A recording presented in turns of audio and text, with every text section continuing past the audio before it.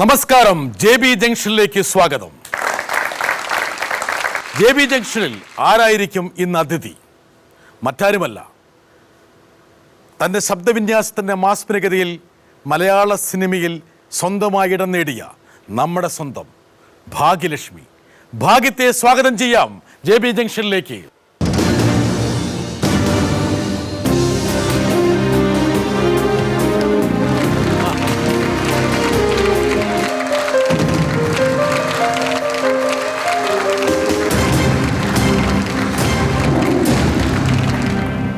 Bhagyalakshmi, yes. എത്ര കാലമായി ഞാൻ ഈ കസേരയിൽ ഭാഗ്യത്തിരുത്താൻ ആഗ്രഹിക്കുന്നു. ഞാനിവിടെ വരുന്നവരെ എനിക്ക് വലിയ ടെൻഷൻ ഇല്ലായിരുന്നു. ഇരുന്ന് കഴിഞ്ഞപ്പോൾ ഒരു ചെറിയ ടെൻഷനുണ്ട്. എന്താ സംഭവം? അല്ലേ, എല്ലാവരും എന്നോട് പറഞ്ഞു ഒരു സിംഹത്തിൻ്റെ മടയിലേക്കാണ് കയറി ചെല്ലുന്നത്, സൂക്ഷിച്ചും കണ്ടു. പ്രത്യേകിച്ച് എൻ്റെ മക്കൾ എന്നോട് പറഞ്ഞു അമ്മ വളരെ സൂക്ഷിച്ച് സംസാരിക്കണം എന്ന് പറഞ്ഞ് വിട്ടത് കൊണ്ട് ഒരു ചെറിയ ടെൻഷനുണ്ട് കേട്ടോ. സിംഹം ഒരു മാൻപേടയാണെന്നുള്ള ഭാഗ്യലക്ഷ്മിക്ക് അറിയില്ലേ? കഴിഞ്ഞിട്ട് പറയാം.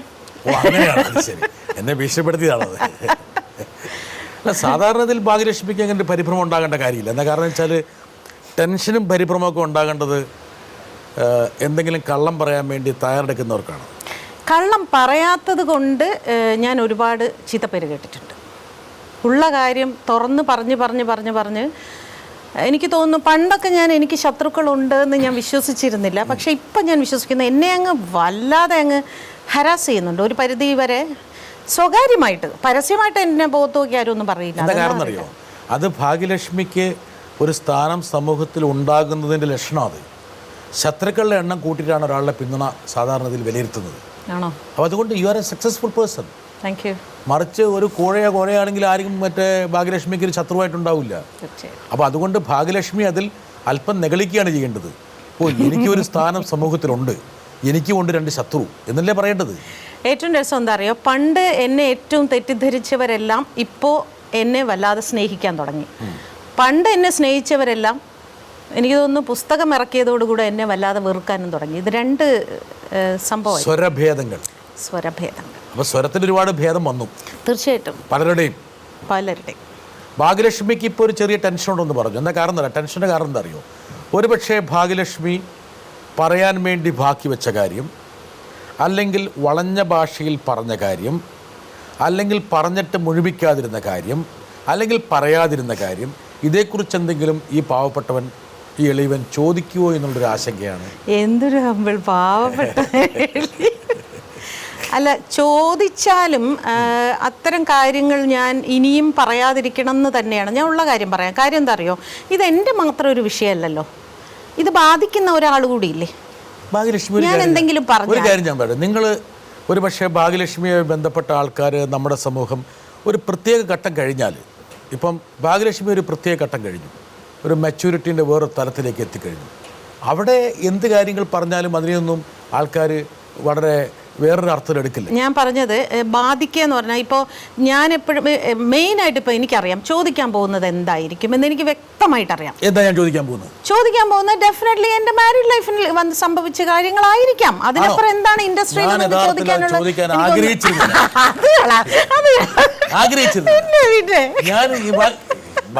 കാരണം ഞാൻ അത് മാത്രമേ പുസ്തകത്തിൽ ഓപ്പൺ ആയിട്ട് പറയാതിരുന്നു. സത്യമായിട്ട് ഞാൻ എന്ത് ചോദിക്കണമെന്നിങ്ങനെ ആകെ ഇങ്ങനെ കുതിര ഇങ്ങനെ ഉയറിയിരിക്കുന്ന സമയത്ത് എനിക്കൊരു ക്ലൂ തന്നു ഇടയ്ക്കാലും. അപ്പോ ഞാൻ എപ്പോഴും ഉണ്ട്, എന്നെ എപ്പോഴെങ്കിലും ഇരുട്ടിന്റെ ഘട്ടത്തിൽ എന്നെ വെളിച്ചത്തിലേക്ക് നയിക്കാൻ വേണ്ടി ആരെങ്കിലും ഉണ്ടാവും. ശരിയല്ല ഞാൻ പറഞ്ഞത്? അതായത് ഭാഗ്യലക്ഷ്മിയുടെ പ്രണയത്തെക്കുറിച്ചും വിവാഹത്തെക്കുറിച്ചും വിവാഹാനന്തര പ്രണയത്തെക്കുറിച്ചും ഇതിനെക്കുറിച്ച് ഞാൻ ചോദിച്ചിരിക്കണം എന്നുള്ളത് ഒരു സൂചന തന്ന സ്ഥിതിക്ക് ഞാൻ ഈ ഇന്റർവ്യൂവിൽ അത് ചോദിക്കുന്നതാണ്. അപ്പോ മാരേജിനെ കുറിച്ചും പ്രണയത്തെക്കുറിച്ചും ഒരു പരിധിയിൽ കൂടുതൽ ഓപ്പൺ അപ്പ് ചെയ്താൽ അത് ബാധിക്കുന്ന രണ്ട് വ്യക്തികളില്ലേ എന്നാണ് ഞാൻ ചോദിക്കുന്നത്. ഒരു പ്രശ്നമില്ല. എന്താ കാരണം അറിയാം? അത് അവരല്ലേ പറയേണ്ടത്. അവരാരാണ് ഈ പറയുന്ന രണ്ട് വ്യക്തികൾ? ഏത് രണ്ട് വ്യക്തികൾ? പ്രണയവും വിവാഹവും രണ്ട് വ്യക്തികളാണല്ലോ. ഭാഗ്യലക്ഷ്മി ഓൾറെഡി, ഞാനൊരു കാര്യം പറയട്ടെ. ഇപ്പൊ ഭാഗ്യലക്ഷ്മിയെ വിവാഹം കഴിച്ച ആള് രമേശ് അല്ലേ? രമേശ് ഓൾറെഡി ഒരു വാരികയ്ക്ക് അഭിമുഖം നൽകി കഴിഞ്ഞു, പറയാനുള്ളതെല്ലാം പറഞ്ഞു കഴിഞ്ഞു. വേണമെങ്കിൽ ഞാൻ രമേശ് ഇവിടെ കൊണ്ടുവരാൻ വേണേല്. എന്താ കാരണം വെച്ചാൽ ഒരു കൂടെ കാണിച്ച് എന്നെ ഉപദ്രവിക്കും. എന്താ കാരണം വെച്ചാൽ ഒരിക്കലും അദ്ദേഹം പറഞ്ഞിട്ടുള്ളതിൻ്റെ ആ അവസ്ഥയിൽ നിന്ന് വ്യത്യസ്തമായിട്ട് വളരെ സഭ്യമായ രീതിയിലല്ലേ ഞാൻ ഭാഗ്യലക്ഷ്മിയുടെ മുമ്പിൽ അവതരിപ്പിക്കുകയുള്ളൂ. ഞാൻ ഒരിക്കലും നുണ പറയില്ല. ഭാഗ്യലക്ഷ്മിക്ക് എന്നെ വിശ്വാസമല്ലേ? തീർച്ചയായിട്ടും വിശ്വാസം. എന്നെ വേദനിപ്പിക്കില്ല എന്ന വിശ്വാസമുണ്ട്. നമ്മൾ രണ്ടുപേരും വളരെ സുഹൃത്തുക്കളാണെന്നുള്ള ആൾക്കാർക്ക്, പ്രേക്ഷകർക്ക് അറിയാം.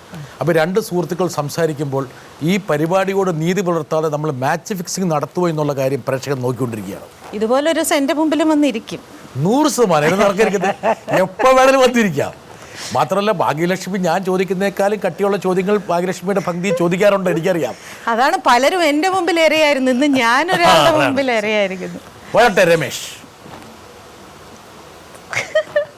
കുറച്ച് ദിവസത്തേക്ക് മാറി നിൽക്കണമെന്ന് പറഞ്ഞാണല്ലോ ഇവിടുന്ന് ഇറങ്ങിപ്പോയത്. പിന്നെ അതിനുശേഷം ശരിക്കുമുള്ള അതിൻ്റെ കാരണങ്ങൾ നമുക്ക് രണ്ടുപേർക്കും അതുപോലെ തന്നെ സിനിമ ഇൻഡസ്ട്രിയിലുള്ള കുറച്ച് പേർക്കും ചില മാധ്യമങ്ങൾക്ക് മാത്രമാണ് ഇത് അറിയാവുന്നത്, എന്താണ് ശരിക്കുമുള്ള കാരണമെന്ന്. അതിനുശേഷം പിന്നെ ആ പുസ്തകത്തിൽ വളരെ വിമ്പലോടുകൂടിയും അതുപോലെ ദുഃഖത്തോടുകൂടിയും പിന്നെ അതിൻ്റെ പരാജയം വളരെ ഇതായിട്ട് എഴുതിയിരുന്നു. എൻ്റെ ചോദ്യം ഇപ്പോഴും ആ ദുഃഖവും വിമ്പലോടുകൂടി തന്നെ അങ്ങനെയുള്ള ഓർമ്മകളിൽ എന്നുള്ളതാണ്. ഒരുപക്ഷെ ഭാഗ്യലക്ഷ്മിയോടുള്ള എൻ്റെ ബഹുമാനം ഈ ചോദ്യത്തിൻ്റെ ഘടനയിലുണ്ട്. എത്ര മാന്യമായ രീതിയിലാണ് ഞാൻ ചോദിപ്പിച്ചിരിക്കുന്നത്. അദ്ദേഹത്തിനറിയാം JB ജംഗ്ഷനിൽ ജോൺ ബ്രിട്ടാസിൻ്റെ ഒപ്പം ഭാഗ്യലക്ഷ്മി ഇരിക്കുമ്പോൾ ഞാൻ ചോദിക്കേണ്ടത് ഒരു അന്തസ്സുള്ള ചോദ്യമാണെന്ന് രമേശിന് അറിയാം. അപ്പം ഞാൻ അന്തസ്സായിട്ട് മറുപടി പറയാം അല്ലേ? ഒരുപക്ഷെ ആ വാരികയിൽ നൽകിയ അഭിമുഖമായിട്ട് യാതൊരു ബന്ധവുമില്ല. ഭാഗ്യലക്ഷ്മി കുറച്ചുകൂടി ഓണേഡായി നോക്ക്. ഡെഫിനറ്റ്ലി. എനിക്ക് മാത്രമല്ല, ഞാൻ ആ ഒരു ബാക്ക്ഗ്രൗണ്ടും കൊണ്ട് വാച്ച് ചെയ്തു. ഞാനൊരു വിഷ്വൽ മീഡിയ ജോലി ചെയ്യുന്ന ആയതുകൊണ്ട് അവിടെയും ഭാഗ്യത്തിൻ്റെയും കുട്ടികളുടെയും പടമുണ്ട്. അവിടെ വിട്ടിട്ടില്ല മൂപ്പർ കേട്ടാ. ഭാഗ്യത്തിന് അത് വിടാൻ പറ്റില്ലല്ലോ. അത് കാരണം അദ്ദേഹം വിവാഹം കഴിച്ചിട്ടില്ല. അദ്ദേഹം മറ്റൊരു വിവാഹം കഴിക്കാത്തടത്തോളം കാലം ആ ഫോട്ടോ അവിടെ ഉണ്ടാവും. ഭാഗ്യവും വിവാഹം കഴിച്ചിട്ടില്ല. ഞാൻ വിവാഹം കഴിച്ചിട്ടില്ല. അതൊരു സ്ത്രീ വിവാഹം കഴിക്കുക ഇവിടെ സമൂഹം അത്ര പെട്ടെന്ന് അങ്ങോട്ട് അംഗീകരിക്കില്ലല്ലോ. പുരുഷനാണല്ലോ എപ്പോഴും വിവാഹം. ഭാഗ്യത്തിന്റെ വീട്ടിൽ ഈ ഒരു പടമുണ്ടോ? എൻ്റെ വീട്ടിൽ ഞാൻ വെച്ചിട്ടില്ല. സത്യസന്ധമായിട്ട് പറയുകയാണെങ്കിൽ വെച്ചിട്ടില്ല. അത് എന്തായാലും ഞാൻ പറഞ്ഞു കഴിഞ്ഞാൽ ഞാൻ അപ്പം തന്നെ ഒരാളെ അപ്പം വീട്ടിൽ വിട്ട് ചെക്ക് ചെയ്തേനെ. അതുകൊണ്ട് കറക്റ്റായിട്ട് സത്യം പറയുള്ളത് എനിക്കറിയാം. ഞാൻ വെച്ചിട്ടില്ല. അപ്പോൾ ഒരുപക്ഷെ രമേശ് ഭാഗ്യലക്ഷ്മിയെക്കുറിച്ചുള്ള പല കാര്യങ്ങളും പുറത്തേക്ക് പറഞ്ഞെങ്കിൽ പോലും ഇപ്പോഴും ആ ഒരു ബന്ധത്തിൻ്റെ ഒരു ഊഷ്മളാവസ്ഥയിൽ അദ്ദേഹം ഇപ്പോഴും വിശ്വസിക്കുന്നുണ്ട്.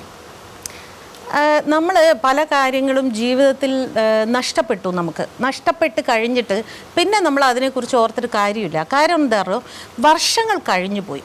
ആ കഴിഞ്ഞു പോയ വർഷങ്ങൾ നഷ്ടം തന്നെയാണ്. അതിനെ ഒരിക്കലും തിരിച്ചു പിടിക്കാൻ സാധിക്കില്ല. എൻ്റെ 22 വയസ്സുള്ളപ്പോഴാണ് ഞാൻ വിവാഹം കഴിക്കുന്നത്. സ്വാഭാവികമായിട്ടും പുസ്തകത്തിൽ പറഞ്ഞ മാതിരി ഒരുപാട് സ്വപ്നങ്ങളുമായിട്ട് ഒരു വീട്ടിലേക്ക് കയറി വരുന്ന കുട്ടിയാണ്. ആ സ്വപ്നങ്ങളെല്ലാം ഓരോന്നോരോന്നായിട്ട് കൊഴിഞ്ഞു ഒന്നും സംഭവിക്കാതെ അതങ്ങ് പോയി. അപ്പോൾ നമ്മൾ കുറേശ്ശെ ഒരു മരവിപ്പിൻ്റെ അവസ്ഥയിലേക്കാണ് എത്തുന്നത്.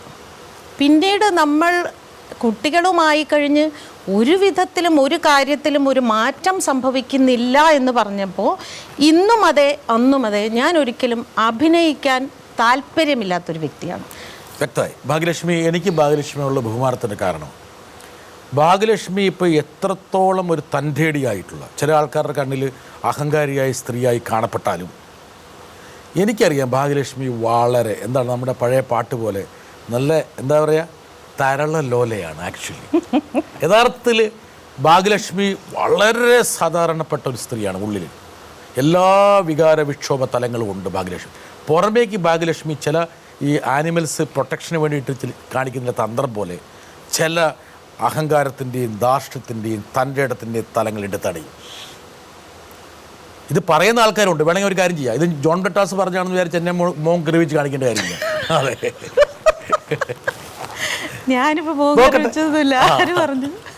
എനിക്കെപ്പോഴും ഭാഗ്യത്തോട് ചോദിക്കാനുള്ള ഒറ്റ ക്വസ്റ്റ്യൻ മാത്രം. ഭാഗ്യം വളരെ പെട്ടെന്ന് റിയാക്ട് ചെയ്യുന്ന ഒരാളാണ്. അത് വ്യക്തിപരമായ പ്രശ്നങ്ങളാവട്ടെ അല്ലെങ്കിൽ സംഘടനാപരമായ പ്രശ്നങ്ങളാവട്ടെ, ഏത് കാര്യത്തിനും സൗഹൃദങ്ങളിലാവട്ടെ ഒക്കെ വളരെ പെട്ടെന്ന് റിയാക്ട് ചെയ്യുകയും വളരെ ഇമോഷണലായിട്ട് റിയാക്ട് ചെയ്യുകയും ചെയ്യുന്ന ഒരാളാണ്. ഭാഗ്യത്തിനോട് പലപ്പോഴും ഞാൻ പറയുന്നത്, നമ്മൾ സംഭാഷണങ്ങൾക്കിടയിൽ ഞാൻ എപ്പോഴും ഓർമ്മിപ്പിക്കുന്ന ഒരു കാര്യമാണ്, നമ്മൾ ശാന്തമായി ചിന്തിച്ചിട്ട് തീരുമാനങ്ങൾ എടുക്കുക എപ്പോഴും എന്ന്. ഭാഗ്യം അങ്ങനെ വളരെ ശാന്തമായി ചിന്തിച്ചിട്ടാണോ പല തീരുമാനങ്ങളും എടുക്കുന്നത്, അല്ലെങ്കിൽ ഒരു വൈകാരികതയുടെ പേരിലാണോ തീരുമാനങ്ങൾ എടുക്കുന്നത് എന്ന് എനിക്കൊന്ന് അറിഞ്ഞാൽ കൊള്ളാം. സിദ്ദിഖ് വളരെ സമർത്ഥനാണ്. സിദ്ദിഖ് വ്യക്തമായിട്ട് ഭാഗ്യലക്ഷ്മിയുടെ സ്വഭാവത്തിൻ്റെ ഒരു വശം പറഞ്ഞു. അത് കഴിഞ്ഞ് അത് പറഞ്ഞു കഴിഞ്ഞപ്പോൾ ഇനി ഭാഗ്യലക്ഷ്മിക്ക് എന്ത് തോന്നുമെന്ന് ചിന്തിച്ചുകൊണ്ട് പെട്ടെന്ന് അതിനെ ഒരു ചോദ്യമാക്കിയിട്ടു മാറ്റി. സിദ്ദിഖ് പേഴ്സണലി ചോദിക്കുന്ന ഒരു ചോദ്യം എന്താണെന്ന് വെച്ചാൽ, സംഘടനാപരമായിട്ട് ഇടയ്ക്ക് ഒരു ഡബ്ബിംഗ് ആർട്ടിസ്റ്റിൻ്റെ ഇഷ്യൂ ആയിട്ട് ഞങ്ങൾ തമ്മിൽ ഒരു വലിയ കോൺട്രവേഴ്സി നടന്നിരുന്നു. അതായത് ഇപ്പം നമ്മളിവിടെ ഒരാളെന്ന്, കാരണം ഞാൻ ഒരിക്കലും പ്രതീക്ഷിക്കാത്ത രമേഷ് കുമാറിനെ മുമ്പിൽ കൊണ്ട് നിർത്തിയ സ്ഥിതിക്ക് ഇനി ആരുടെയും പേര് പറയാതിരുന്നിട്ട് കാര്യമില്ല. ശ്രീജ സിദ്ദിഖിൻ്റെ ബെസ്റ്റ് ഫ്രണ്ടാണ്, ഞാനും സിദ്ദിഖിൻ്റെ ബെസ്റ്റ് ഫ്രണ്ടാണ്. അപ്പോൾ ശ്രീജയും ഞാനും തമ്മിൽ ഒന്ന് പിണങ്ങി. അപ്പോൾ അത് കോംപ്രമൈസ് ചെയ്യാൻ സിദ്ദിഖ് പഠിച്ച പണി 18 രണ്ട് വലിയ മുതലാണ് ഇടതും വലതും ഇരിക്കണേ. എങ്ങനെ ആ പാവപ്പെട്ടവൻ എങ്ങനെ കൈകാര്യം? അപ്പം ഞങ്ങൾ ആ ബോഡി ഗാർഡ് എന്ന് പറയുന്ന സിനിമയിൽ ഞങ്ങൾ രണ്ടുപേരും ഡബ് ചെയ്യുന്നുണ്ട്. അപ്പോൾ പുള്ളി പറഞ്ഞു, ഞാൻ ശ്രീജ ഇവിടെ കൊണ്ടുവരുന്നത് തന്നെ ഭാഗ്യലക്ഷ്മിയായിട്ട് കോംപ്രമൈസ് ചെയ്യാൻ. പക്ഷെ ഞാൻ കോംപ്രമൈസ് ഇല്ല. ഞാൻ പറഞ്ഞു, ഇല്ല, ഞാൻ എടുത്ത നിലപാട്, ആ നിലപാടിൽ ഞാൻ ഉറച്ചു നിൽക്കുന്നു. അതെൻ്റെ സ്വഭാവമാണത്. ഒരു വെട്ടിയാൽ പിന്നെ ഞാനത് കൂട്ടില്ല. അതെല്ലാ കാര്യത്തിലും ഞാൻ അങ്ങനെ. ഭയങ്കര കടുപ്പുള്ള സ്വഭാവമല്ലേ? ആണ്, ചീത്ത സ്വഭാവമായിരിക്കാം. അതിന് വേണ്ട ചില ആൾക്കാർ നാട്ടിൻപുറത്തുള്ള ആൾക്കാർ പറഞ്ഞാൽ മൂശാട്ടയാന്ന് പറയും. അതെ, ഞാൻ മൂശാട്ടെ ആണോ? ഇങ്ങനെ മൂശാട്ടയാണ് പറയുന്നതിൽ തന്നെ ഒരു മൂശാട്ടത്തരം ഉണ്ട്. അതെ. അത് ചിലപ്പോൾ കുട്ടിക്കാലം മുതൽ ഇങ്ങനെ ഒറ്റയ്ക്ക് വളർന്നുകൊണ്ടായിരിക്കും കേട്ടോ. ഞാൻ രമേശിനെയും സിദ്ദിഖിനെയും ഒക്കെ മാറ്റി വെക്കുകയാണ്. അവനെ തിരിച്ച് കൊണ്ടുവരും. എന്താ കാരണം വെച്ചാൽ ചില സംഭവത്തിൽ രമേശ് ഇനിയും വരണല്ലോ. അതെ, പേടിക്കണ്ട. അല്ല, എനിക്ക് വിഷമമൊന്നുമില്ല. അതിന് വിഷമിക്കുന്ന കാര്യം എന്തിനാ? എനിക്കൊരു കുറ്റബോധമില്ല. ഒരു പക്ഷേ ഈ ഒരു ഇന്റർവ്യൂ പിന്നീട് ആരെങ്കിലും നോക്കുമ്പോൾ അതിൽ പൂർണ്ണത ഉണ്ടാകണം. തീർച്ചയായിട്ടും. രമേശ് ഇല്ലാതെ ഈ ഇന്റർവ്യൂ നടത്തി കഴിഞ്ഞാൽ ഒരിക്കലും പൂർണ്ണത ഉണ്ടാവില്ല.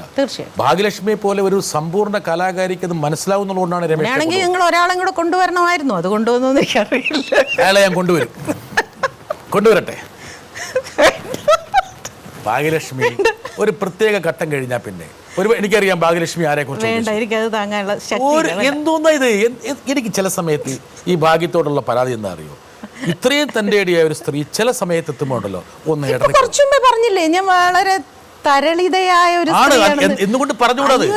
ഞാൻ വളരെ എനിക്കറിയാമോ ഭാഗ്യലക്ഷ്മി എന്താ ഉദ്ദേശിച്ചത്. എനിക്ക് ഈ ഇന്റർവ്യൂല് എങ്ങനെ മുമ്പോട്ട് പോകണമെന്നെ കുറിച്ച് ഇല്ലാത്ത ക്ലൂ ഒക്കെ ഞാൻ തന്നെ ഇപ്പൊ ഭാഗ്യലക്ഷ്മി പറയാൻ പോകുന്ന എനിക്ക് മനസ്സിലായി. അതായത് ഭാഗ്യലക്ഷ്മി വിവാഹം കഴിച്ചു, ആ വിവാഹത്തിലെ കൈപ്പേറിയ ദിനങ്ങളെക്കുറിച്ചുള്ള ചിന്തയിൽ ആ വിവാഹം അങ്ങനെ മുമ്പോട്ട് പോകേണ്ടതില്ലെന്ന് തിരിച്ചറിഞ്ഞ് ആ വിവാഹത്തിൽ നിന്ന് പിന്മാറി, അല്ലെങ്കിൽ മാറി. അതിനുശേഷം 40ലേക്ക് കാലെടുത്ത് വെച്ചപ്പോൾ പ്രണയം തലക്കടിച്ചു. ഒരു വ്യക്തിയുമായി വലിയ പ്രണയത്തിൽ ഏർപ്പെട്ടു. അതൊരു പക്ഷേ ഭാഗ്യലക്ഷ്മി എന്നുള്ള സ്ത്രീയിൽ വലിയ മാറ്റങ്ങൾ സൃഷ്ടിച്ചു. ഭാഗ്യലക്ഷ്മി സുന്ദരിയാണെന്ന് ഭാഗ്യലക്ഷ്മി തിരിച്ചറിയുന്നു. അങ്ങനെ ഭാഗ്യലക്ഷ്മിയുടെ മുമ്പിലുള്ള കണ്ണാടിയായി ആ വ്യക്തി മാറുന്നു. ശരിയല്ലേ? ഇതൊക്കെ ഞാൻ പറഞ്ഞു തന്നെയല്ലേ. ഭാഗ്യലക്ഷ്മി പറഞ്ഞ വേറൊരു ഭാഷയിൽ പ്രേക്ഷകർക്ക് മനസ്സിലാകുന്ന ഭാഷയെ പറഞ്ഞു. ഭാഗ്യലക്ഷ്മി കുറച്ചും കൂടി ഇതിനകത്ത് നല്ല പ്രണയത്തിൻ്റെ ഭാഷയിലാണ് പറഞ്ഞു. എനിക്കത് ആ മേഖലയിൽ അത്ര വശമില്ലാത്തതുകൊണ്ട് ഭാഗ്യലക്ഷ്മി ഞാനത് പറയാറ്. ഇനി ആ വ്യക്തി ആരാന്നുള്ള കാര്യം ഭാഗ്യലക്ഷ്മി പറയില്ല. മലയാള സിനിമയിൽ നിറഞ്ഞു നിൽക്കുന്ന ഒരു സംവിധായകനാണെന്നുള്ള കാര്യം ഭാഗ്യലക്ഷ്മിക്ക് പറയില്ല. ആണെന്നറിയാലോ? ഇല്ല, അറിയില്ല. അതൊക്കെ ഒരു തരം ക്ലൂ ആണ്. അങ്ങനെ ഞാൻ വണ്ടിയല്ല. മലയാള സിനിമയിലുള്ള ആളാണെന്നറിയാലോ? ഇല്ല, അതും പറയില്ല. എന്തിനേറെ താങ്കളുടെ മുൻ ഭർത്താവ് തന്നെ പറഞ്ഞു തിരക്കഥാകൃത്തും സംവിധായകനുമായ വ്യക്തിയാണെന്ന് പറഞ്ഞിട്ടുണ്ട്. ഞാനായിട്ട് പറയില്ല. വേണ്ട, നമ്മൾ അതിലേക്ക് പോകണ്ട. കാരണം അതും ഒരു ഫാമിലിയും അല്ല, അവർക്കൊക്കെ ജീവിക്കണം. അവരൊക്കെ ജീവിക്കട്ടെ. എന്തിനാ വെറുതെ നമ്മൾ ഒരാളെ, ഇപ്പം എനിക്ക് രമേശിനെ ചീത്ത പറയാം, രമേശിനെ എന്നെ ചീത്ത പറയാം. അതിന് പൂർണ്ണമായിട്ട് അവകാശമുണ്ട്. കാരണം ഞങ്ങൾ സമൂഹത്തിന് മുമ്പിൽ ഭാര്യ ഭർത്താക്കന്മാരായി ജീവിച്ചവരാണ്. ഞാൻ രമേശിനെ ചീത്ത പറഞ്ഞാൽ എന്താണെന്ന് ചോദിക്കാൻ ആരുമില്ല. എന്നെ രമേശ് ചീത്ത പറഞ്ഞാൽ എന്താണെന്ന് ചോദിക്കാൻ ആരുമില്ല. ചോദിക്കാൻ പാടില്ല. പക്ഷെ മറ്റത് അങ്ങനെയല്ലല്ലോ, അത് ചെയ്യാൻ പാടില്ല. ഓക്കെ, എന്തായാലും അതിലേക്ക് വരുന്നതിന് മുമ്പ് ഇവിടെ വളരെ പ്രസക്തമായിട്ടുള്ള ഒരാൾ വരേണ്ട കാര്യമുണ്ട്? ഒരു ഇൻ്റർനെറ്റിലൊരു ലേഖനം ഞാൻ വായിച്ചു ഭാഗ്യയെ പറ്റിയിട്ട്. അപ്പോൾ അതിൽ ഭാഗ്യം എഴുതിയിരിക്കുന്നതായിട്ട് ഞാൻ കണ്ടു. വളരെ ചെറുപ്പത്തിലൊന്നും എനിക്ക് പ്രേമിക്കാനുള്ള അവസരം കിട്ടിയില്ല.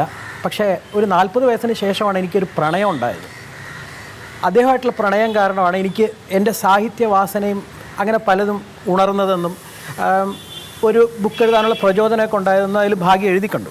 അപ്പോൾ എനിക്ക് ചോദിക്കാനുള്ള ചോദ്യം, എനിക്കും ഒരു 54 വയസ്സൊക്കെ ആയി.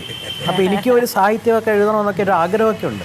അപ്പോൾ ഈ ഒരു പ്രായത്തിൽ ഒരു രണ്ടാമതൊരു സാഹിത്യത്തിൻ്റെയൊക്കെ ഇത് വരണമെങ്കിൽ നമുക്കൊരു അങ്ങനെ ഒരു പ്രണയമൊക്കെ രണ്ടാമത് ഉണ്ടായാലേ എഴുതാൻ പറ്റുമെന്നുണ്ടോ? അങ്ങനെയാണെങ്കിൽ എനിക്ക് വല്ലവരെയും സജസ്റ്റ് ചെയ്യാനുണ്ടോ? ഇവൻ അടി കിട്ടിയിട്ടുണ്ടോ ഓൾറെഡി? കൃഷ്ണേന്ദ്രൻ കിച്ചു. പക്ഷേ കൃഷ്ണേന്ദ്രൻ ചോദിച്ചതൊരു പ്രസക്തമായൊരു കാര്യമുണ്ട്. എന്താ കാരണം വെച്ചാൽ എനിക്ക് തോന്നിയൊരു കാര്യം പറയട്ടെ. ഭാഗ്യലക്ഷ്മിക്ക് ചെറുപ്പത്തിൽ യൗവനത്തിൽ കിട്ടാതെ പോയതൊക്കെ ആ 40-ന് ശേഷമുള്ള പ്രണയത്തിൽ കിട്ടി, ഇല്ലേ? കിട്ടി. സംതൃപ്തിയായിരുന്നു തീർച്ചയായിട്ടും. പക്ഷെ എങ്കിലും ഇപ്പോൾ അദ്ദേഹത്തിനോട് വിരോധത്തിലൊരു കുറവുമില്ല. ഇല്ല, വിരോധമില്ല. അയാൾ പറ്റിച്ചു, ഇല്ല, വഞ്ചിച്ചു, നെവർ, പക്ഷേ ഒരിക്കലുമില്ല. എന്നെ വഞ്ചിച്ചു എന്ന് പറയുകയാണെങ്കിൽ അത് രമേശായിരിക്കും. കാരണം ഞാൻ പ്രണയിച്ച ആളെ എന്നെ വിവാഹം കഴിച്ചു കൊള്ളാമെന്ന് പറഞ്ഞിട്ടില്ല, എന്നോടൊപ്പം ജീവിച്ചു കൊള്ളാമെന്ന് പറഞ്ഞിട്ടില്ല. മരണം വരെ ഞാൻ നിങ്ങളോടൊപ്പം ഇങ്ങനെ ഒരു പ്രണയിതാവായി കൂടെ ഉണ്ടാവും എന്നൊന്നും പറഞ്ഞിട്ടില്ല.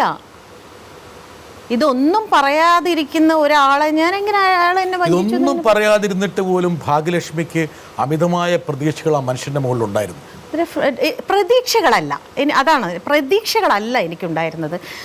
പ്രതീക്ഷ എന്ന് പറയുന്നത് എപ്പോഴും നമ്മുടെ ജീവിതത്തിൻ്റെ ഒരു ഭാഗമാകുന്ന, അതായത് ഇപ്പോൾ ഹസ്ബൻഡ് എന്ന് പറയുന്ന ഒരാളിൽ നമുക്ക് ഒരുപാട് പ്രതീക്ഷിക്കാം. കാരണം എൻ്റെ സാമ്പത്തിക സുരക്ഷിതത്വവും ശാരീരിക സുരക്ഷിതത്വവും മാനസിക സുരക്ഷിതത്വവും നോക്കേണ്ടത് ഭർത്താവിൻ്റെ കടമയാണ്.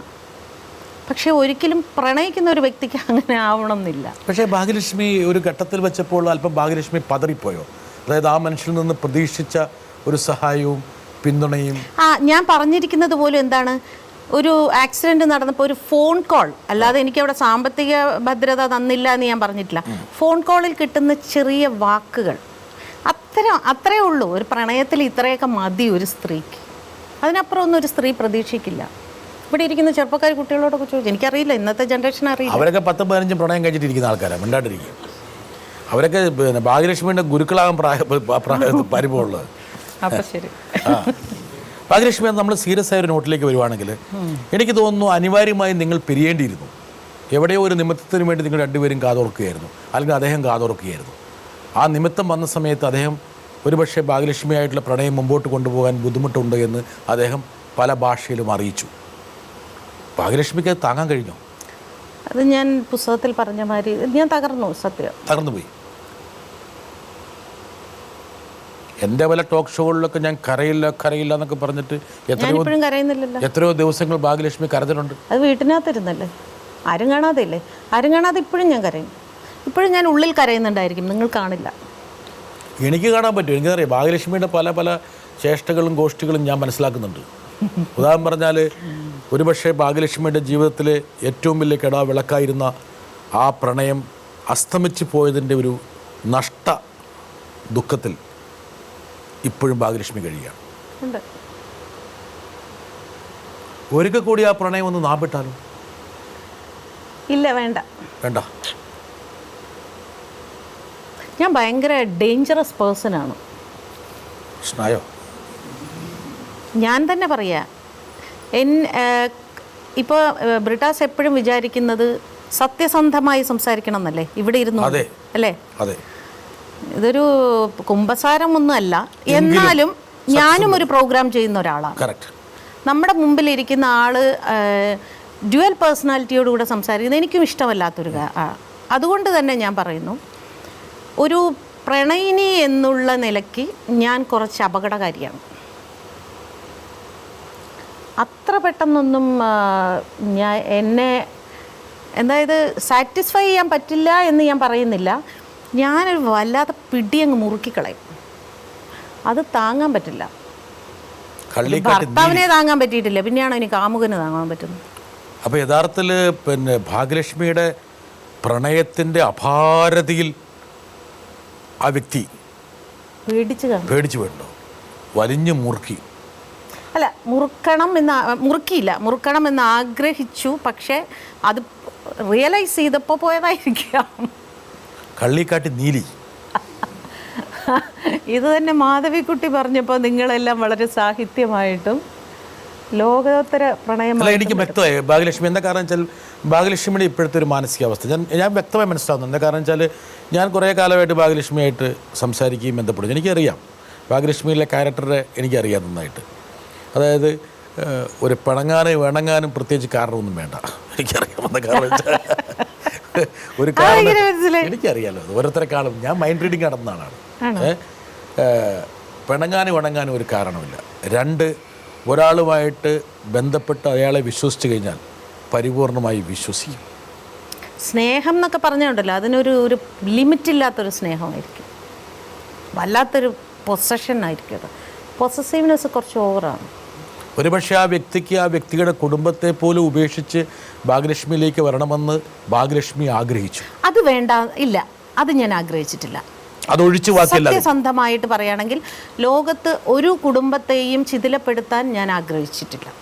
ഞാനത് എല്ലാവരോടും പറയും. എൻ്റെ ഫീൽഡിലുള്ള എൻ്റെ സഹപ്രവർത്തകരായ ഡബ്ബിംഗ് ആർട്ടിസ്റ്റുകൾ പലരോടും ഞാൻ പറഞ്ഞിട്ടുണ്ട്, നിങ്ങൾ ആരെ വേണമെങ്കിൽ പ്രണയിച്ചോളൂ, അത് സ്വകാര്യമായി വെച്ചോളൂ, ഒരിക്കലും ഒരു കുടുംബത്തെ നശിപ്പിക്കരുത്. ഒരു ബാധയായിട്ട് ഭാഗ്യലക്ഷ്മി അയാളുടെ മുകളിലങ്ങ് കൂടി എന്നാണ് പറഞ്ഞത്. പൊസസീവായി, വലിഞ്ഞു മുറുക്കി. അങ്ങേർക്ക് മനസ്സിലായി ഇതൊരു അപകടത്തിലേക്ക് പോവുകയാണ്. അവിടുന്ന് കുതിരണമെങ്കിൽ പലതല ഒറ്റയടിക്ക് വേണം പോകാൻ ഭാഗ്യലക്ഷ്മി സമ്മതിക്കില്ല. അപ്പോൾ ചില നിമിത്തങ്ങൾ ഉണ്ടാക്കി പയ്യെ വലിഞ്ഞു. പക്ഷെ ആദ്യമൊക്കെ ഭാഗ്യലക്ഷ്മി അയാളെ വീണ്ടും പിടിക്കാൻ ശ്രമിച്ചു. പിടിക്കാൻ ശ്രമിച്ചു എന്ന് പറയാൻ പറ്റില്ല. ഞാനൊന്ന് വിട്ടുകൊടുത്തു. ഇതെന്താവും, അങ്ങനെ പോകാൻ പറ്റുമോ, ഒരു ബന്ധത്തിൽ നിന്ന് ഒരാൾക്ക് അങ്ങനെ പോകാൻ പറ്റുമോ എന്ന് വിചാരിച്ചു. പക്ഷേ പിന്നെ ഞാൻ വിചാരിച്ചു, ഒന്നും നമ്മൾ നിർബന്ധിച്ച് ചെയ്യിപ്പിക്കുന്നതിൽ അർത്ഥമില്ല.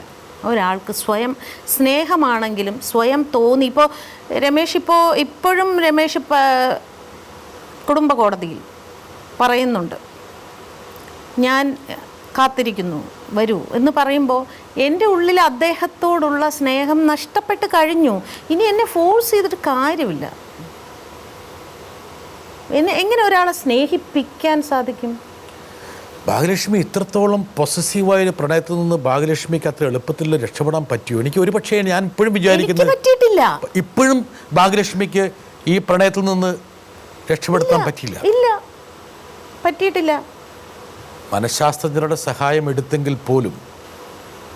അല്ല, ഞാൻ അതിനാണ് എൻ്റെ ലൈഫ് ഡൈവേർട്ട് ചെയ്യാനായിട്ടുള്ള പല മേഖലകളിലേക്ക് ഞാൻ തിരിയുന്നത്. എനിക്ക് ദൈനംദിന ജീവിതത്തിൽ സാമ്പത്തിക വരുമാനം വേണം എന്നതിനേക്കാൾ ഉപരി എൻ്റെ മനസ്സിനാണ് ഡൈവേർഷൻ ആവശ്യം. സൈക്കാട്രിസ്റ്റുകൾ എന്ത് പറഞ്ഞു? നാച്ചുറലി സൈക്കാട്രിസ്റ്റുകൾ തെറ്റാണെന്നല്ലേ പറയുള്ളൂ. എന്നോട് പറഞ്ഞ സൈക്കാട്രിസ്റ്റുകളൊക്കെ തെറ്റാണെന്നാണ് പറഞ്ഞത്. അപ്പം എനിക്ക് അങ്ങനെ പറയുന്ന സൈക്കാട്രിസ്റ്റുകളെ എനിക്ക് പുച്ഛമായിരുന്നു.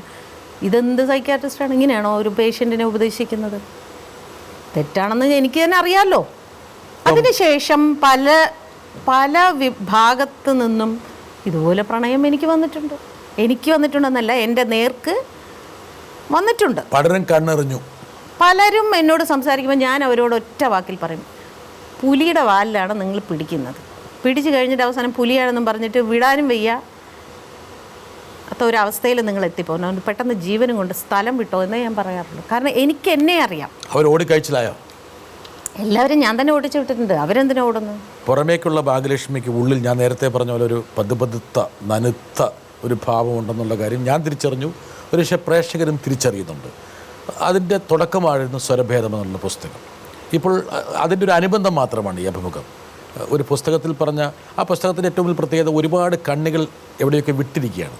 യഥാർത്ഥത്തിൽ ആ പുസ്തകത്തെക്കുറിച്ച് എൻ്റെ വിമർശനം ഭാഗ്യലക്ഷ്മി തേടുകയാണെങ്കിൽ ഞാൻ പറയുന്നത് എവിടെയൊക്കെ ഒരുപാട് വിടവുകളുണ്ട്. തീർച്ചയായിട്ടും ആ വിടവുകൾ നികത്താൻ ഭാഗ്യലക്ഷ്മിക്ക് പറ്റുമ്പോൾ മാത്രമേ ആ പുസ്തകത്തിൻ്റെ പൂർണ്ണത. ഇതിൻ്റെ ഒറിജിനൽ ഞാൻ ഇന്നും സൂക്ഷിച്ചു വെച്ചിട്ടുണ്ട്. ഉണ്ട്. ആ ബുക്കിൻ്റെ ഒറിജിനൽ എന്താണ് നടന്നത് എന്ന് അത് തന്നെ ഏകദേശം ഈ പുസ്തകത്തിൻ്റെ അത്രയുണ്ട്. അതെപ്പോഴാണ് പബ്ലിഷ് ചെയ്യുന്നത്? അതൊരു പക്ഷേ എൻ്റെ മരണത്തിന് ശേഷമായിരിക്കാം, അല്ലെങ്കിൽ അദ്ദേഹത്തിൻ്റെ മരണത്തിന് ശേഷമായിരിക്കാം. ആരെങ്കിലും വേണമെങ്കിൽ ഒരു ഷഷ്ടിപൂർത്തി സപ്തതിക്കൊക്കെ വേണേ. ഇല്ല, എൻ്റെ മക്കൾ പറഞ്ഞിരിക്കുന്നത് നിങ്ങൾ രണ്ടുപേരും മരിച്ചിട്ട് ഞങ്ങൾ പബ്ലിഷ് ചെയ്തോളാം.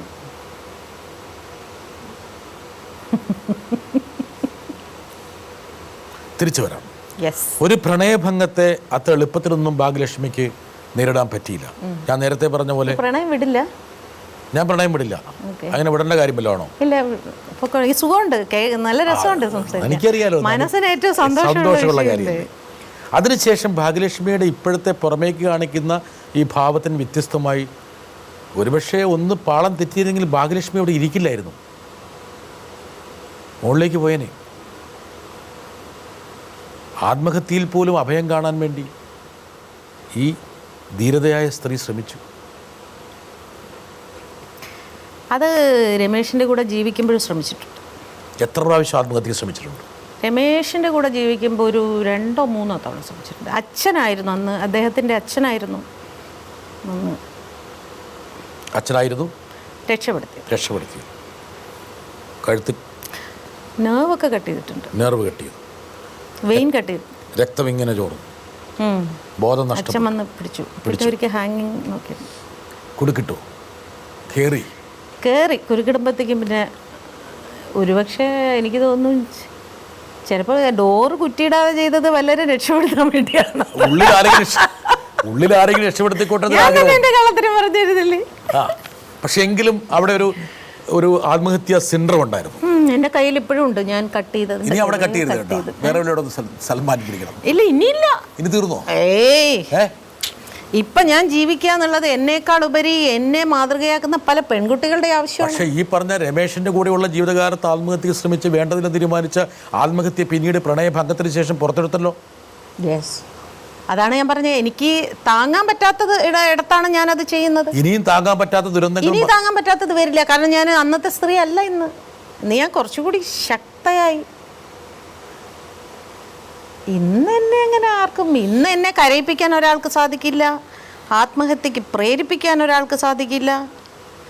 ജീവിതത്തിൽ ഒരബദ്ധമേ മനുഷ്യന് എപ്പോഴും പറ്റാവൂ. കാമുകൻ പേടിച്ചോ ആത്മഹത്യക്ക് ശ്രമിച്ചു എന്ന് പറഞ്ഞപ്പോൾ? അങ്ങനെ അറിഞ്ഞിട്ടില്ല. ഒരുപക്ഷെ ഈ അഭിമുഖത്തിലൂടെ അദ്ദേഹം വീണ്ടും അറിയട്ടെ. ഞങ്ങളിപ്പോഴും കോൺടാക്ട് ചെയ്യാറുണ്ട് കേട്ടോ.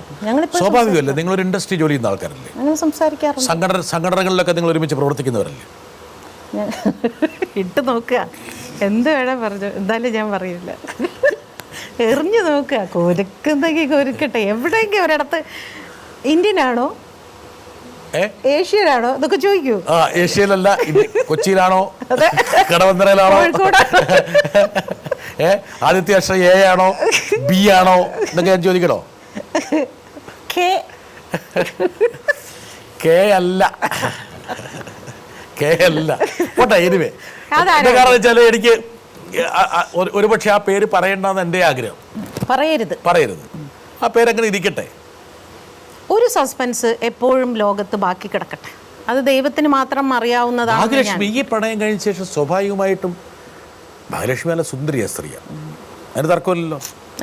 ഇപ്പം ഞാൻ വിശ്വസിക്കുന്നു സുന്ദരിയാണ്. അദ്ദേഹം പോയ ശേഷം വേണമെങ്കിൽ വേറൊരു പ്രണയത്തിൽ അഭയം നേടാമായിരുന്നു. അതായത് ആരും പറഞ്ഞാൽ വിശ്വസിക്കാത്തൊരു കാര്യം, ഞാൻ ഫിലിം ഇൻഡസ്ട്രിയിൽ ഇത്രയും കാലം നിന്നിട്ടും എന്നെ വല്ലാതെ ആകർഷിച്ച ഒരു പുരുഷനെ ഞാൻ കണ്ടിട്ടില്ല. അതെന്താണെന്ന് എനിക്കറിയില്ല. എനിക്ക് സത്യസന്ധമായിട്ട് ഇനിയിപ്പോൾ ഞാനിത് പറയുമ്പോൾ അദ്ദേഹത്തിന് വലിയ കാര്യമായിരിക്കാം. ഒരുപാട് സൂപ്പർ സ്റ്റാറുകൾക്ക് കഴിയാത്തത് അയാൾക്ക് കഴിഞ്ഞല്ലോ എന്നായിരിക്കും പണം വിചാരിക്കുന്നത്. ഞാൻ ബാഹികമായ സൗന്ദര്യത്തിൽ വിശ്വസിക്കുന്ന ഒരാളല്ല. ആന്തരികമായ സൗന്ദര്യം എന്ന് പറയുന്നത് തീർച്ചയായിട്ടും ഒരാളുടെ ബുദ്ധിയാണ് എന്ന് തന്നെ ഞാൻ വിശ്വസിക്കുന്നു. അങ്ങനെ ഒരു ബുദ്ധി എന്നോട് അത്തരത്തിലുള്ള ഒരു കോൺവെർസേഷൻ നടത്തിയത് ഈ ഒരു വ്യക്തി മാത്രമായിരുന്നു. പുസ്തകം വായിപ്പിച്ചു, അതാ ഞാൻ അത് പറഞ്ഞിരിക്കുന്ന പോലെ തന്നെ സിനിമകൾ ഞാൻ കാണാത്തൊരു ലോകം, പ്രസംഗം പഠിപ്പിച്ചു, എങ്ങനെ ധൈര്യത്തോടെ തൻ്റെ അടുത്തോടെ സ്റ്റേജിൽ നിൽക്കാമെന്ന് പഠിപ്പിച്ചു. അപ്പം അതായിരുന്നു എന്നെ ആകർഷിച്ചത്. അങ്ങനെ ഒരാളെ ഞാൻ ഇതുവരെയും കണ്ടിട്ടില്ല, അതിനു മുമ്പും കണ്ടിട്ടില്ല. ഭാഗ്യലക്ഷ്മി എന്നുള്ള ഒരു വനിതയുടെ മനസ്സ് കവരാൻ പറ്റുന്ന ഭൗതിക അല്ലെങ്കിൽ ദിഷണാപരമായ ശക്തിയുള്ള ആൾക്കാർ മലയാള സിനിമയിൽ ഇല്ല, അല്ലേ? അതെനിക്കറിയില്ല, അങ്ങനെ പറഞ്ഞല്ലേ, എനിക്കെന്തോ തോന്നിയില്ല. തോന്നിയില്ല. എനിക്ക് തോന്നി. അപ്പോൾ ഈ പ്രണയഭംഗത്തിന് ശേഷം ഒരുപക്ഷെ ആ യോഗ്യതയുള്ള ഒരാളും ഭാഗ്യലക്ഷ്മിയുടെ ജീവിതത്തിലേക്ക് വന്നില്ല. ഇല്ല. ഒരു സിംഗിളായി ജീവിക്കുകയായിരുന്നു. പ്രത്യേകിച്ച് മക്കൾ വളരെ സ്പോർട്ടി ആയിട്ടാണ് കാര്യങ്ങൾ എടുക്കുന്നത്. അമ്മ ഒന്നും കൂടി പ്രണയിക്കട്ടെ, ആ പ്രണയം കൊണ്ട് ഇപ്പോഴും പറയുന്നുണ്ട് അമ്മയുടെ മൂശാട്ട സ്വഭാവം കുറച്ച് കുറയട്ടെ, അവരെ ശല്യപ്പെടുത്തുന്ന ഒന്ന് കുറഞ്ഞു. അതെ, ഇങ്ങനെ കോൺസെൻട്രേഷൻ അങ്ങോട്ടാവും, ഇറിറ്റേറ്റ് ചെയ്യുന്നത് ഒഴിവാകട്ടെ. അതല്ലെങ്കിൽ പ്രണയമില്ലെങ്കിൽ ഉണ്ടാകാവുന്ന വിപത്തിനെ കുറിച്ച് മക്കൾക്ക് നന്നായിട്ട് അറിയാം. ഇതിപ്പോൾ അവർ രാത്രി ലേറ്റ് ആയിട്ട് വരുമ്പോൾ ഞാൻ അവിടെ വെറുതെ ഇരിക്കുകയല്ലേ, മറ്റേ ഞാൻ ഫോൺ സംസാരിച്ചുകൊണ്ടിരിക്കുമല്ലോ എനിക്ക് ഇഷ്ടപ്പെട്ട ആളുടെ അടുത്ത്. അപ്പൊ ഞാൻ അവരെ വിളിക്കില്ല, എന്താ വരാത്തെ. അപ്പൊ അവർ കൂടി തീവ്രമായി ശ്രമിച്ചിട്ട് പോലും ഭാഗ്യലക്ഷ്മിക്ക് വേറൊരു പ്രണയത്തിലേക്ക് പോകാൻ കഴിഞ്ഞില്ല. ഇൻഫാച്വേഷൻസ് ഉണ്ടാവില്ലേ സ്വാഭാവികമായിട്ടും? എനിക്കോ? ചില കമ്പങ്ങളൊക്കെ ഇല്ല ഇല്ല ഇല്ല ഇല്ല, ഉണ്ടായിട്ടേ ഇല്ല. എനിക്ക് അതിശയം തോന്നാറുണ്ട്. എന്തുകൊണ്ടാണ്? എനിക്ക് ആഗ്രഹമില്ല എന്ന് ഞാൻ നുണ പറയില്ല. ഓക്കെ, എല്ലാവർക്കും ആഗ്രഹമുണ്ട് പ്രണയം, അല്ലേ? ആ. എനിക്കുമുണ്ട്. പക്ഷെ എനിക്ക് അങ്ങനെ ഒരാളെ കണ്ടെത്താൻ സാധിച്ചിട്ടില്ല. സമയം വൈകിട്ടില്ല ഭാഗ്യലക്ഷ്മി. അറിയില്ല. എന്തായാലും ഭാഗ്യലക്ഷ്മിക്ക് അഭിമാനിക്കാൻ ഒരുപാട് വകയുണ്ട്. എന്താ കാരണം വെച്ചാൽ ആരെക്കൊണ്ടോ? ഇല്ല, ഞാൻ തന്നെയാണ്. പ്രൊഫഷണൽ മികവ് നേടി, അതോടൊപ്പം തന്നെ 2 കുഞ്ഞുങ്ങളെ വളർത്തി വലുതാക്കി പറപ്പിച്ചു. ചെറിയ കാര്യമല്ല. ഒരു സിംഗിളായിട്ടുള്ള വനിതയ്ക്ക് എപ്പോഴും അഭിമാനിക്കാൻ കഴിയുന്നൊരു ഏറ്റവും പ്രധാനപ്പെട്ട മുദ്രകളിലൊന്നാണ്. ഭാഗ്യലക്ഷ്മിക്ക് ചെറുപ്പത്തിൽ കിട്ടാതിരുന്ന എല്ലാ താങ്ങും തണലും മക്കൾക്ക് ഒറ്റയ്ക്ക് പ്രദാനം ചെയ്യാൻ കഴിഞ്ഞു എന്നുള്ളതാണ് ഒരുപക്ഷെ ഭാഗ്യലക്ഷ്മിയുടെ ഒരു അനാട്ടമി പ്രിപ്പയർ ചെയ്യുമ്പോൾ ഞാൻ ഏറ്റവും കൂടുതൽ മാർക്കിടുന്നൊരു ഘടകം. വരട്ടെ. ഇത്രയും നെഗറ്റീവായിട്ടുള്ള ഒരു സിറ്റുവേഷൻസിലും അത് പോസിറ്റീവായിട്ട് നേരിടാനുള്ള ശക്തി എങ്ങനെ ഭാഗ്യയ്ക്ക് കിട്ടി? ഭാഗ്യയെ കാണുമ്പോൾ ഇപ്പോൾ എപ്പോഴും എന്താ പറയുക, ഹാപ്പിയാണ്. നമ്മളിങ്ങനെ ചിരിച്ചുകൊണ്ടിരിക്കുന്ന ഭാഗ്യമാണ്. ഏത് സമയത്തും നമ്മൾ വിളിച്ചാലും ഭാഗ്യ നമുക്ക് വേണ്ടിയിട്ട് ഓടി വരും ഹെൽപ്പ് ചെയ്യാൻ. പിന്നെ ഈ 2 കുട്ടികളെയും എത്ര കാലമായിട്ട് ഒറ്റയ്ക്കിരുന്ന് ഭാഗ്യ വളർത്തി അവരെ ഈ പൊസിഷനിൽ എത്തിച്ചു. ഇതിനൊക്കെ ശക്തി എവിടെ നിന്ന് കിട്ടി? വനിത, ഈ പുറമേക്ക് ചിരിക്കുമെങ്കിലും മനസ്സിൽ ഒരു സമുദ്രം തിരയടിക്കുന്നുണ്ട്. ഒരുപക്ഷെ നിങ്ങളെപ്പോലുള്ള ആൾക്കാർ തിരിച്ചറിയാത്തൊരു കാര്യമായിരിക്കും. ഇത് ഭാഗ്യലക്ഷ്മി തന്നെയാണ്. എണ്ണയൊക്കെ തേച്ച് പൊട്ടൊക്കെ ഇട്ട് ഈ ഭാഗ്യലക്ഷ്മിയെയാണ് ആ വ്യക്തി ഈ രൂപത്തിലേക്ക് ആക്കിയെടുത്തത്. കണ്ടോ? കൊള്ളാം. 2 ഓമനത്തമുള്ള കുട്ടികൾ. ഭാഗ്യലക്ഷ്മിയുടെ അതേ മുഖഷേപ്പാട്ടോ. ഒരു നൊസ്റ്റാൾജി തോന്നുന്നുണ്ടോ? തീർച്ചയായിട്ടും. ഇവരെ കാണുമ്പോൾ ഇവരൊക്കെ വലുതായി. ഭാഗ്യലക്ഷ്മി 28 വയസ്സായി. 28 വയസ്സായി. പ്രണയം ആരംഭിച്ചോ അവർ? അവൻ പറയുന്നത് പ്രണയമുണ്ടാകും, ഒരുപാട് പ്രണയം ചിലപ്പോൾ എനിക്കുണ്ടായെന്ന് വരും. അമ്മയ്ക്ക് കിട്ടാറുന്നതൊക്കെ അവൻ കോമ്പൻസേറ്റ് ചെയ്യാണ്. ഞാൻ ചിലപ്പോൾ ഇങ്ങനെ മാറി മാറി പ്രണയിച്ചുകൊണ്ടേയിരിക്കും. വിവാഹത്തിലേക്ക് എടുത്തു ചാടില്ല എന്ന്. അവൻ ഭയങ്കര സമർത്ഥനാണല്ലോ. എനിക്ക് ഇതുവരെ എൻ്റെ മക്കളുടെ വിവാഹത്തെക്കുറിച്ച് ഞാൻ യഥാർത്ഥത്തിൽ ഇപ്പം ചെയ്യേണ്ടെന്ന് അറിയോ? അവനെ ഗുരുവായിട്ട് ഭാഗ്യലക്ഷ്മി എടുക്കണം. പല കാര്യത്തിലും അവനാണ് എന്നെ അഡ്വൈസ് ചെയ്യുന്നത്. അവൻ ചിലപ്പോൾ പറയും, ഞാൻ ചിലപ്പോൾ പറയാം, എടാ ഈ ആളെ എങ്ങനെ ഉണ്ടടാ, എനിക്ക് ഒന്ന് ബോയ് ഫ്രണ്ട് ആക്കാൻ കൊള്ളാമോ എന്ന് ചോദിക്കാം. അവൻ അമ്മ ഇങ്ങനെ ഒരു ടേസ്റ്റ് ഇല്ലാത്ത അമ്മയാവുമ്പോൾ എനിക്ക് അമ്മയോട് വെറുപ്പ് തോന്നുന്നുണ്ട് കേട്ടോ. ഇതാണ് അവർ കണ്ടോ ഈ പരുവായി. അതെ, അവൻ്റെ മുഖത്ത് തന്നെയുണ്ടൊരു പ്രണയത്തിൻ്റെ ലക്ഷണം. അപ്പം ഞാനിങ്ങനെ മെനഞ്ഞാന്ന് അവൻ്റെ അടുത്ത് പറഞ്ഞു, എനിക്ക് ആദ്യമായിട്ട് ഒരു ആഗ്രഹം വരുന്നു, നിൻ്റെ കല്യാണം ഒന്ന് ആൾക്കാരെയൊക്കെ ഒന്ന് വിളിച്ചു കൂട്ടി നടത്തിയാൽ കൊള്ളാം. അപ്പോൾ അവൻ എന്നോട് പറഞ്ഞു, ഇതുവരെ എനിക്ക് അമ്മയോട് ബഹുമാനം ഉണ്ടായിരുന്നു, ആ ബഹുമാനം ഇനി ഇല്ലാതെയാക്കരുത്. അതുകൊണ്ട് കല്യാണം എന്നൊരു സങ്കല്പം തൽക്കാലം അമ്മ കുഴിച്ചു മൂട്, ഞാൻ വിവാഹം കഴിക്കില്ല. പക്ഷെ ഭാഗ്യലക്ഷ്മിക്കൊരു മുത്തശ്ശിയൊക്കെ ആയിട്ട് പേരക്കിടാങ്ങളെയൊക്കെ താല്പര്യമില്ല. ഇതൊരു മനുഷ്യശ്രീ തന്നെയാണോ? ഇപ്പം താല്പര്യമില്ല, കുറച്ചുകൂടെ കഴിയുമ്പോൾ ഉണ്ടാവുമായിരിക്കും. എനിക്ക് കാര്യം പിടികിട്ടെന്നാണ്. എനിക്ക് കാര്യം പിടികിട്ടി. അങ്ങനെ മാർക്കറ്റ് ഇടിക്കട്ടെ അത് അല്ലേ?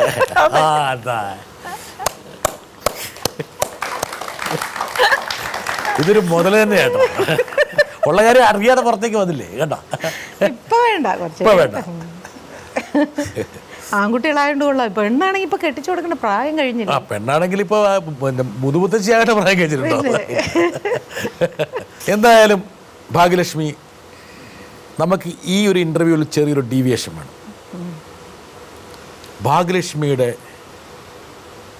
ആരംഭകാലം, ബാല്യം, എനിക്ക് ഒരുപക്ഷെ ഭാഗ്യലക്ഷ്മിയെ കുറിച്ച് നമ്മൾ പണ്ട് ഹിസ്റ്ററി പഠിക്കുമ്പോൾ ഈ സ്വാതന്ത്ര്യാനന്തരം, സ്വാതന്ത്ര്യത്തിന് മുമ്പ്, അതിന് മുമ്പ് ബ്രിട്ടീഷുകാരുടെ മുകളിറാന്നൊക്കെ പറഞ്ഞ് പഠിക്കുന്ന പോലെ യഥാർത്ഥത്തിൽ ഭാഗ്യലക്ഷ്മി എന്നുള്ള ഒരു വ്യക്തിയുടെ പല ഖണ്ഡങ്ങളും നമ്മൾ പരിശോധിക്കുമ്പോൾ ഏറ്റവും പ്രധാനപ്പെട്ട ഖണ്ഡം ബാല്യമാണ്. ഏറ്റവും ചെറുത് ബാല്യമില്ലായിരുന്നു, ഇല്ലായിരുന്നു. ഫ്യൂസ് അടിച്ചു പോയി. ബാല്യവുമില്ലായിരുന്നു, കൗമാരവുമില്ലായിരുന്നു. അതിൻ്റെ തീഷ്ണതയും തിക്തതയും ഒക്കെ പല രൂപത്തിലും തികട്ടി വന്നു. വേദനയും. അമ്മയുണ്ടായിരുന്നെങ്കിലും അനാഥ മന്ദിരത്തിൽ വളർന്നു. എനിക്ക് തോന്നുന്നുണ്ട് ഞാൻ നടത്തിയ ഒരു ചാറ്റ് ഷോയിലാണ് ഭാഗ്യലക്ഷ്മി ആദ്യമായിട്ട് പറഞ്ഞത്, ചാനലിൽ സംസാരിക്കുന്നത്. അതെ, അതായത് ഒരു അനാഥ മന്ദിരത്തിൽ വെച്ച് നടത്തിയ ചാറ്റ് ഷോയിൽ ആ കുട്ടികളോട് പറഞ്ഞു, കുട്ടികളെ നിങ്ങളൊന്നും കൊണ്ട് പേടിക്കരുത്, ഈ ഞാനും ഒരു അനാഥയായിരുന്നു ഒരു കാലഘട്ടത്തിൽ. എനിക്കൊരു അത്ഭുതമായിരുന്നു. കാരണം വെച്ചാൽ ഭാഗ്യലക്ഷ്മി അത് ആ ഒരു മുഹൂർത്തത്തിൽ അത് പറഞ്ഞത്, അതുണ്ടാക്കിയ ഒരു ഇലക്ട്രിഫയിങ് എഫക്റ്റ് ചെറുതായിരുന്നില്ല. എന്താ കാരണം എന്ന് വെച്ചാൽ ഒരുപാട് വാചകങ്ങളെക്കാൾ കൂടുതൽ ഏറ്റവും കൂടുതൽ ഈടും പ്രസക്തിയും ഉണ്ടായിരുന്നത് ആ ഒരൊറ്റ വാചകത്തിനായിരുന്നു. അത് എപ്പോഴും ഈ ഓർഫൺസിന് ജീവിതത്തിൽ എന്തെങ്കിലും നേടിയ വ്യക്തി പറയുമ്പോഴേ അവർ വിശ്വസിക്കുള്ളൂ, അല്ലേ? നമ്മൾ പരാജയപ്പെട്ട ഒരു വ്യക്തിയാകുമ്പോൾ നമുക്ക് സമൂഹത്തിനോട് പറയാനൊന്നുമില്ലല്ലോ. അപ്പോൾ എന്നെ സംബന്ധിച്ച് വളരെ ചെറിയൊരു മേഖലയിൽ നിന്നുകൊണ്ടായിരിക്കാം ഞാൻ വിജയിച്ചത്. അത് ഡബ്ബിംഗ് എന്ന് പറയുന്ന ഒരു മേഖലയായിരിക്കാം. അവിടെ നിന്നുകൊണ്ട് ഞാൻ എൻ്റേതായിട്ടുള്ളൊരു സ്ഥാനം ഞാൻ ഉറപ്പിച്ചു. അപ്പോൾ പറയുമ്പോൾ ആൾക്കാർക്ക് കുറച്ചുകൂടി അതൊരു ഇമ്പ്രസീവ് ആകും, കുറച്ചുകൂടി അതിന് ഒരു ആത്മവിശ്വാസം വരും. ഓ, അപ്പോൾ നമുക്ക് ഇനിയും അവസരം ഉണ്ടല്ലേ ജീവിതത്തിൽ അധ്വാനിക്കാനും പ്രതീക്ഷിക്കാനും. അതുകൊണ്ടാണ് ഞാൻ അവരോട് അങ്ങനെ ഓപ്പണായി. ജ്യേഷ്ഠനെയും ചേച്ചിയെയും 4 വയസ്സുള്ള 4 വയസ്സ് ഈ കുട്ടിയെയും ഈ 3 പേരെ അനാഥ മന്ദിരത്തിലേക്ക് കൊണ്ടിടുന്നു. ഒരുപക്ഷെ എനിക്ക് തോന്നുന്നു ഒരു കുട്ടിക്ക് ഒരിക്കലും താങ്ങാൻ പറ്റാത്തൊരു മുഹൂർത്തമാണ്. അമ്മയുടെ ആ ഒരു ചൂടിൽ നിന്ന് ഒരു അനാഥ മന്ദിരത്തിൻ്റെ ആ മരവിപ്പിലേക്ക് തള്ളിവിടപ്പെടുന്ന ഒരു പ്രായം. ഓർമ്മയുണ്ടോ അതൊക്കെ? നല്ല ഓർമ്മയുണ്ട്. ആ അനാഥ മന്ദിരത്തിൻ്റെ ദൃശ്യങ്ങൾ ഇപ്പോൾ മനസ്സിലുണ്ടോ? തീർച്ചയായിട്ടും. ഇപ്പോഴും ഞാൻ പോയിരുന്നു, ഞാൻ ഇടയ്ക്കിടയ്ക്ക് അങ്ങോട്ട് പോകാറുണ്ട്. പോകുമ്പോൾ വിഷമമാണോ സന്തോഷമോ? എനിക്ക് അവിടെ ചെല്ലുന്നത് വരെ ഒരു നെഞ്ചിടിപ്പ് ഇപ്പോഴും ഉണ്ടാവാറുണ്ട്. പക്ഷെ ചെന്ന് കഴിയുമ്പോൾ ഒരുതരം മരവിപ്പാണ്, പ്രത്യേകിച്ച് വികാരമൊന്നും തോന്നുന്നില്ല. ആ ഇപ്പോഴുള്ള കുട്ടികളെ കാണുമ്പോൾ എന്താണ് തോന്നുന്നത്? അതിൽ പക്ഷേ ഞാനൊക്കെ ഉണ്ടായിരുന്ന കാലത്തെ പോലെ അല്ല കേട്ടോ. ഇപ്പോൾ അവിടുത്തെ കുട്ടികളോട് സംസാരിച്ചപ്പോൾ അവരൊക്കെ നല്ല നല്ല ഡ്രസ്സ് ഇട്ട് നല്ല ഭക്ഷണം കഴിച്ച് അവർ പറയുന്ന ഇവിടെ ഇപ്പോൾ ആവശ്യത്തിൽ നമ്മളിപ്പോൾ അന്ന് ആ ഓർഫണേജിൽ സംസാരിച്ചപ്പോൾ അവിടുത്തെ കുട്ടികൾ പറഞ്ഞില്ലേ ഇവിടെ ആവശ്യത്തിൽ കൂടുതലാണ് ഭക്ഷണം. പക്ഷെ ഞാനൊക്കെ താമസിക്കുമ്പോൾ അങ്ങനെ അല്ലായിരുന്നു. ഭക്ഷണം ഉണ്ടായിരുന്നില്ലേ? ഭക്ഷണം ഉണ്ടായിരുന്നില്ല. എനിക്കറിയില്ല ഓർഫൺസിൻ്റെ അടുത്ത് എങ്ങനെയായിരിക്കും പെരുമാറുക എന്നറിയില്ല. എനിക്കവിടെ നിന്ന് പോന്നാൽ മതി എന്നായിരുന്നു. കാലിലൊക്കെ വല്ലാതെ ചോരയും ചിരങ്ങുമൊക്കെ ആയിരുന്നല്ലേ? ഒരു നനന്ത് പെണ്ണ്, വസ്ത്രമില്ല, സ്നേഹമില്ല, ഭക്ഷണമില്ല, അനാഥത്വം. എങ്ങനെയൊക്കെ സൂക്ഷിച്ച് നോക്കിയാലും ഞാൻ കരയില്ല. ഞാൻ കരയിപ്പിക്കാൻ വേണ്ടി അല്ലല്ലോ പറഞ്ഞത്. അതെന്താ അങ്ങനെ ചിന്തിക്കുന്നത്? എനിക്കറിയാം മനസ്സ് കരഞ്ഞുകൊണ്ടിരിക്കുന്നത് കാണുന്നുണ്ട്. ഒരുപക്ഷെ ഈ ക്യാമറയ്ക്കുള്ളൊരു പ്രത്യേക ദിവ്യ ശക്തി എന്താണെന്നറിയോ? നിങ്ങളുടെ ഉപരി ഘടനയെ അതിജീവിച്ചുകൊണ്ട് ഭാഗ്യലക്ഷ്മിയുടെ മനസ്സ് കാണാൻ കഴിയുന്നു എന്നുള്ളതാണ്. ഞാൻ ബ്രിട്ടാസ് ഓൾറെഡി കണ്ടുകൊണ്ടിരിക്കുകയാണ്. ഞാൻ എന്നിലൂടെ പ്രേക്ഷകരും ക്യാമറയുടെ സഹായത്തോടെ ഭാഗ്യലക്ഷ്മിയുടെ മനസ്സിൻ്റെ നൊമ്പരങ്ങൾ ഒപ്പിയെടുക്കുകയാണ്. ഭാഗ്യലക്ഷ്മി വിചാരിക്കും ഞാൻ ഇങ്ങനെ ഇരിക്കുകയാണെന്ന്. അതൊക്കെ വെറും ജാട മാത്രമാണ്. ഈ ജാടയ്ക്കുള്ളിൽ നിന്ന് മനസ്സിൻ്റെ കഥനം പ്രേക്ഷകർ അറിഞ്ഞുകൊണ്ടിരിക്കുകയാണ്.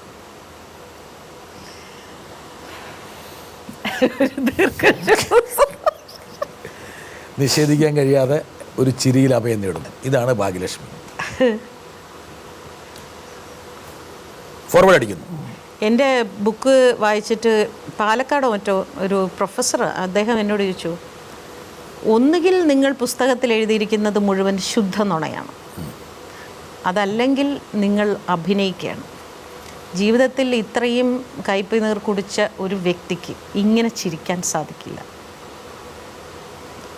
അപ്പോൾ ഇതിലെന്താണ് നിങ്ങൾ? പുസ്തകം നുണയാണോ അതോ നിങ്ങൾ അഭിനയിക്കുകയാണോ എന്ന് ചോദിച്ചു എൻ്റെ അടുത്ത്. എന്താണ് പ്രതികരിച്ചത്? ഞാൻ പറഞ്ഞത് ചിലരുടെ നേച്ചറാണത്. ചിലപ്പോൾ എൻ്റെ നേച്ചറായിരിക്കാം ഇത്. ഞാനിങ്ങനെ ചിരിക്കില്ലായിരുന്നു കേട്ടോ. ഇന്ന് ചിരിക്കുന്ന ഒരു ഭാഗ്യലക്ഷ്മി അന്ന് കാണാൻ സാധിക്കില്ലായിരുന്നു. ഒരിക്കലും ഞാൻ അങ്ങനെ ചിരിക്കുന്ന ഒരു സ്ത്രീ അല്ല. 40-കളിലെ ആ പ്രണയം സൃഷ്ടിച്ച ഒരു വ്യത്യാസം, ഞാൻ ചിരിച്ചാൽ ഭംഗിയുണ്ട് എന്നുള്ളൊരു ആത്മവിശ്വാസം തന്നത് സത്യമാണ്. അതുവരെ എനിക്ക് ആ അറിയില്ല. കാമുകനാണ് തന്നത്, അതെ, പ്രേയസിയാണ് തന്നത്. ആ വിദ്വാൻ ഇല്ലായിരുന്നു എൻ്റെ പൊന്നെ, ഈ ഒരു കലം പോലെ മോന്ത കണ്ടുകൊണ്ടിരിക്കണമായിരുന്നു ഇപ്പോൾ. മുടി മുറുകെ പിന്നീട്ട് എണ്ണ തേച്ച് അല്ലേ, എല്ലാവരോടും ഒരു ശത്രുത, വിദ്വേഷം, അടി, വഴക്ക്, സംഘർഷം. അതിൽ നിന്ന് വലിയൊരു പൂവ വിരിയിച്ചെടുത്തു. വെറുതെ വഴക്ക് കൂടുക. പിന്നെ ഇപ്പോഴാണ് ഞാൻ എൻ്റെ പഴയ എന്തൊരു വൃത്തികെട്ട സ്വഭാവമായിരുന്നു എന്ന് റിയലൈസ് ചെയ്യുന്നത് ഇപ്പോഴാട്ടോ. കുറച്ച് കഴിയുമ്പോൾ ഇപ്പോഴുള്ള വൃത്തികെട്ട സ്വഭാവം തിരിച്ചറിയും.